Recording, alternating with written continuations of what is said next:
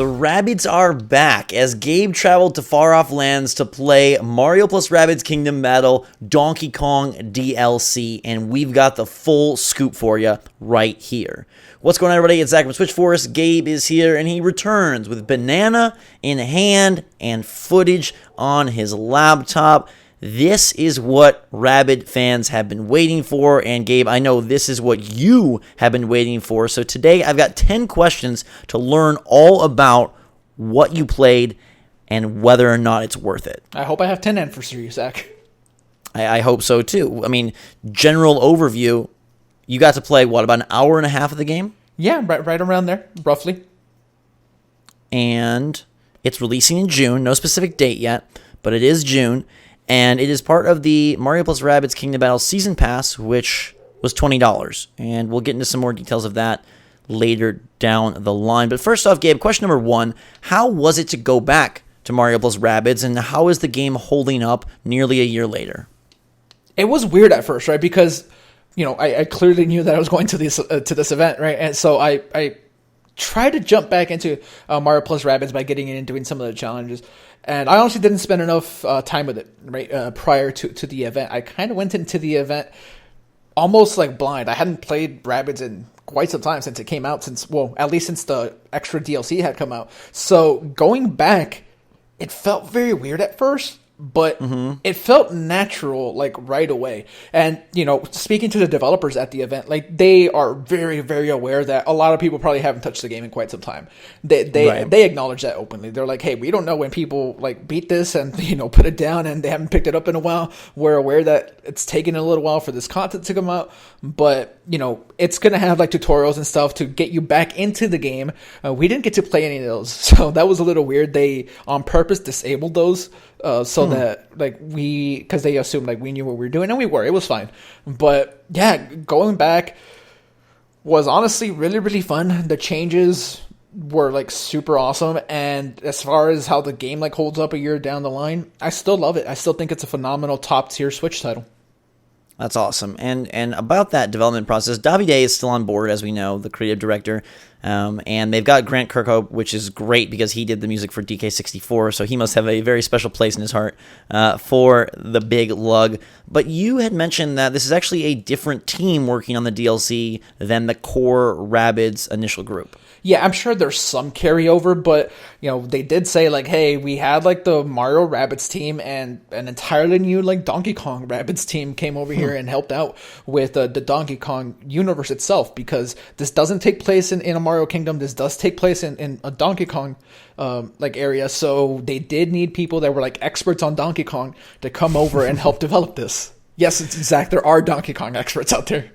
That's amazing. That moves us to question number 2, which is, I just want to know about DK. And he is a very cute version of DK. And I remember Davide saying something about, like, DK is very goofy and that he was really excited to bring that to Rabbids. First of all, I didn't know DK was very goofy. But how does his character enter the realm? You know, is he cool to control? Is he a fresh enough take on the combat to make this a worthwhile return? And just how did you feel about his inclusion to the team? Donkey Kong completely changes the way combat, like, works. I mean, not completely, right? I mean, the game still controls the way the game controls, so maybe I shouldn't say that. But his abilities completely revamp the tactics you're going to want to use for battle. He has the ability to, like, throw enemies. He has the ability to throw allies to different spots to get closer to the enemies. I'm sure you're familiar with this, right? But there are some battles that, like, require you to, you know, kill, whatever the word is, a certain amount of enemies. And if you finish them too quickly before the new ones spawn, there's, like, little, like, rabbit ears that pop out of the ground, right? You remember that? Yes. Okay, Donkey Kong has the ability to pull the enemies out before they even spawn. Like, nice. There's a lot there. His attacks, which, you know, you're probably seeing in the footage, it's really cool stuff. I love the inclusion of Donkey Kong, and I think he's probably my favorite character now. That's freaking fantastic. I like that a lot. I remember fighting Rabid Donkey Kong and wondering when DK himself would make an appearance, and now he does. Okay, so question 3 is, does Donkey Kong have a new Rabid companion, or are there any other characters that get added to the crew along with DK? Yeah, I mean, as you know, Donkey Kong, Rabid Kong was in the original game. Now, There's a surprise here. Rabbid Cranky is in the game, and he is super awesome in his own right. Like Donkey Kong, he has like his own unique set of abilities. He can shoot from, like, if he's doing a team jump, he like shoots enemies with his like little like bow and like crossbow thing. It's really cool. Nice. It's very, very helpful. And he rides like Beepo around. That's kind of how you would like maneuver. You know, in the original, you're controlling Beepo, and this Right. you're controlling Beepo as a wheel to Cranky because Cranky doesn't really want to walk. It's super cool. That's fantastic. Yeah, after playing Donkey Kong Country Tropical Freeze, it's super good that we're getting more Donkey Kong Universe characters added to Rabbids. And when you told me that Rabbid Cranky was their pick, like, man, first off, kudos to Nintendo for giving them so much creative freedom. And second of all, kudos to Ubisoft for finding the right Kong to include here in the game. Okay, so how is this structured, Gabe? Question 4. Is it a new world? Is it accessed via the menu? Are there new enemies? Like, give me a little bit foundationally. Well, yeah, I mean, clearly you get into it through the menu, but then story-based stuff that I don't want to spoil happens, and it brings you into this different world. It is Donkey Kong's world. As far as new enemies, they wanted to make sure that Rabbids were still going to be, like, the enemies. You're not going to be fighting King K. Rool, I mean, as far as I know. Like, you're not fighting any actual Donkey Kong enemies. It's just more Rabbids versions of them. I have no idea if King K. Rool is in the game at all, by the way. That wasn't, like, me trying to tease anything. So... But are they new Rabbid enemies? Yeah. New variety? Yes. Okay. There is new variety. There's also like new requirements to winning in battle. So they did make sure to spice things up a little bit and change things up. One thing that I wanted to touch on in the previous question that has to do with this, how this is structured. The party system, right? In the original game, you can mix and match your party members and to your heart's content. Now you have these 3 party members, and there's no changing. You have Donkey Kong, you have Cranky, and you have everybody's favorite Rabbid Peach. She is the 3rd character, and there is no flipping around. Huh. That's interesting. So are you required to beat the game to access this, or is it just completely a side story that you could pick up and hit from the menu? I'm pretty sure you can pick up and hit it. Like, I don't have like any like actual like concrete. Like, sure. I don't know. We weren't playing it from an established. But okay. As far as I can tell, you should be able to play it. But I definitely do advocate to finish the game first, because this does take place after story wise. Like, there is a story connection. Okay. So I think they're still gonna let you play it, but like there's like slight like spoiler stuff even in the beginning of the game. Like, how it happens is funny. Yeah. Okay. I guess that kind of takes right into question number 5. Does it feel more challenging, more difficult? Is it a progression from where the game, left off at the end of the base content? Challenging. All right. So I played the very beginning of the DLC, right? And it is a sizable one, and we'll talk about that a little bit later here. But they were sure to let us know that since people have been away from the game for so long, they want to make sure to ease people back in. Getting perfect. So it does start. Yeah. There's a ramp up. Yes. It's not like picking up from the end of the game difficulty. Yeah, correct. They want to make sure to ease people right back in, because again, this is a sizable DLC. I got a perfect in every battle that I experienced. If you remember, they do give you a rating at the end of each battle based on how many turns and how well you did, right. and if all your party members survived. I got a perfect every time. Huh. Yes. Interesting. Yeah, because I was going to say that one of the turnoffs of Mario plus Rabbids is that it does start kind of slow, so I'm intrigued that they chose to start this one slow again. But I guess like the fact that people haven't played, maybe they do need that. Did it feel like a decently quick progression, though? Yeah. I think it's just more about like the first couple chapters, like just like, hey, remember this is what this plays like. This is a strategy game at the end of the day, and there is like deeper mechanics here that get deeper and deeper as you play. So I feel like they're just trying to ease people back into that. Again, we were limited to like an hour and a half of gameplay time, so I was barely getting to the area where I felt like things were going to start ramping up. Clearly, there's still puzzles, there's still exploration. Those are a couple of the pillars of what Mario plus Rabbids Kingdom battle is. You're still encouraged to go out there and look for collectibles, and there's still like light puzzle elements where you have to like shift blocks around in order to put a bridge up and things like that. All that's still there. It just Donkey Kong now. Nice. All right. So question 6: how was the story? And we don't want to get spoilery, but does it have the same charm? You mentioned it was partially a different team. Do you feel like the same silliness but still palatable jokes and content from a plot and dialogue perspective was still there? Easter eggs and little callbacks or something this team or these teams seem to be doing really, really well. The Rabbids lend themselves to doing things like that, like in a very cool way. Even just exploring, right, like maneuvering through the areas and having like those prompts that come up where like, hey, like press A here and you see like Rabbids doing like silly things. It does have that same charm. There are still like very like silly jokes like you mentioned. All that is still there. This is still a Mario plus Rabbids experience. It's just good to hear. Devoid of Mario. Gotcha. That is so weird that it's devoid of Mario. Like that is so strange. All right, so based on what you played and what they said, do you know roughly how long this DLC is? That was like one of my most important questions, like going in, and I got a chance to talk to, one of the people behind the game, and, there's an interview up on the channel that you can probably check out right now as well if you want to go ahead and check that out. But in their playtests, they're saying, and, always take these with a grain of salt, 8 to 10 hours is what they're seeing. That's huge. They said, look, his words were, it's 8 to 10 hours for people that mainline like the main stuff without like looking around for a bunch of collectibles and things like that. If you just want to get through it, it takes 8 to 10 hours. That's what they said. I have no idea like how accurate that is, but those are the numbers that were being thrown out, and I'm really happy with that for the price. Like that's such great value. Yeah, that's, again, remember this is part of a $20 season pass. So given the other packs, like, it's less than $20, and that is a ton of content. The original game, I mean, I know you didn't clock it, but it was about, what, a 20-ish hour experience? Yeah, 15 plus, anywhere from like 15 to 20 hours, somewhere around there.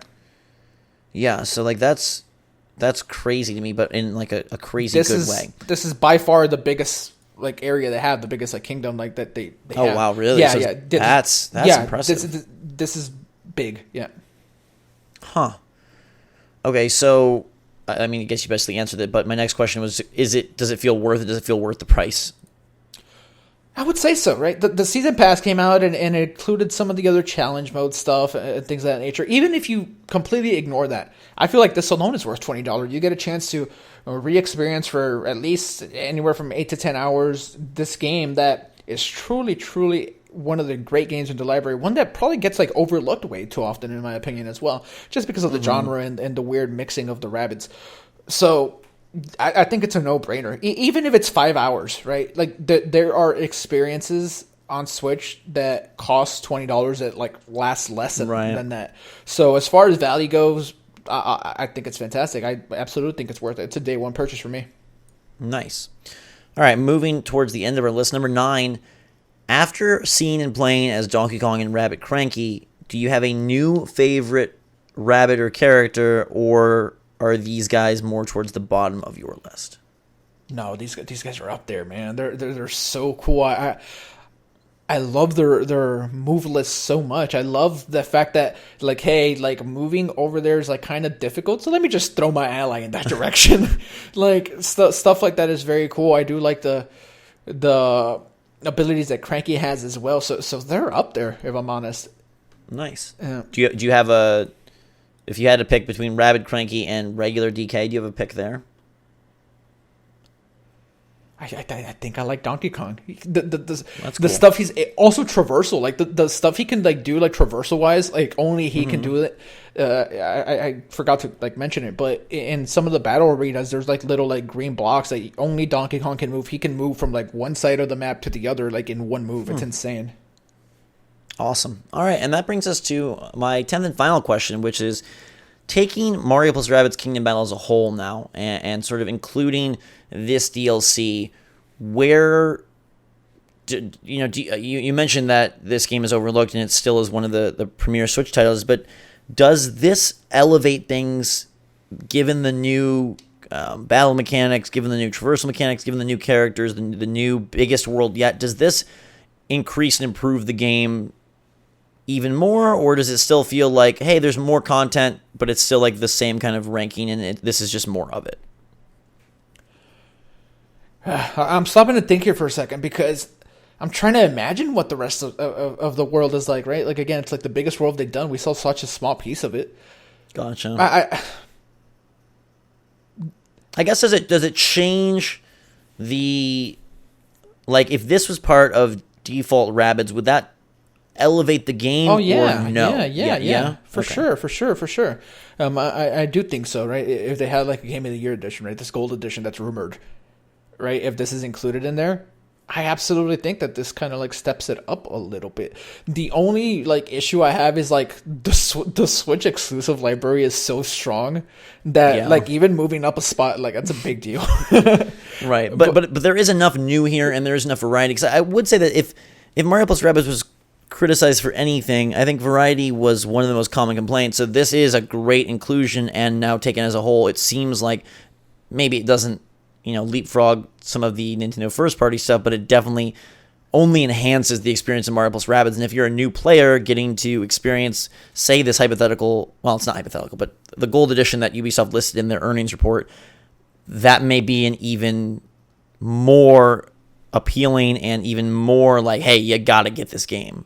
Yeah, I think I always thought that this was like one of like the must buys for Switch eventually, right? But now with this DLC, I would probably advocate to get this, before you get. Don't kill me, people. Before you get like Bayonetta, like I would advocate for this just because of the new content. Like this is some really really cool stuff, and this was a brand new game with Mario plus Rabbids Kingdom Battle, and now with this new stuff, which is sizable, it appears to be sizable. I think I would recommend this before Bayonetta, not necessarily because it's like a better game, just because those games have been out and this hasn't. Right. So I think this definitely at least leapfrogs that. Well, very freaking cool. So as we mentioned at the top, it's coming out in June. We'll have more videos, more footage, and that interview for you to look forward to. Final thoughts, Gabe? Closing statement? I'm really excited for whatever day in June this is coming. We're not like being facetious or trying to like cover things that we genuinely don't know.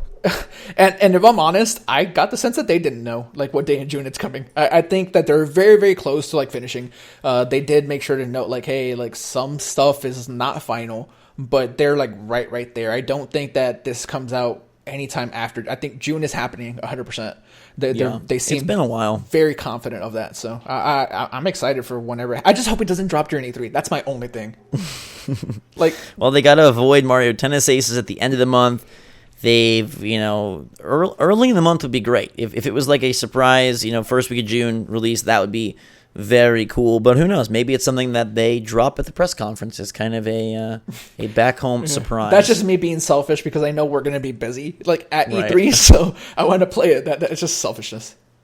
Well, I definitely can't wait to play it. Again, it seems to get glowing remarks from you. Let us know if you have any other questions or your take on this DK DLC based on what you've heard today in the comments down below. We'd love to hear from you. Make sure to follow us on Twitter and Discord. There are links in the description. And subscribe to stay up to date on all the latest and greatest from the Switch. Turn that notification bell on so you can know when this DK DLC drops, because we will definitely make you aware. And in the meantime, everybody, thanks so much for watching. Thanks to Ubisoft for bringing Gabe out and letting him demo this brand new DK DLC and bring a whole lot of footage back. We definitely appreciate that. And until next time, everybody, have a fantastic day. For myself and Gabe and DK and Rabid Cranky, Switch Force out.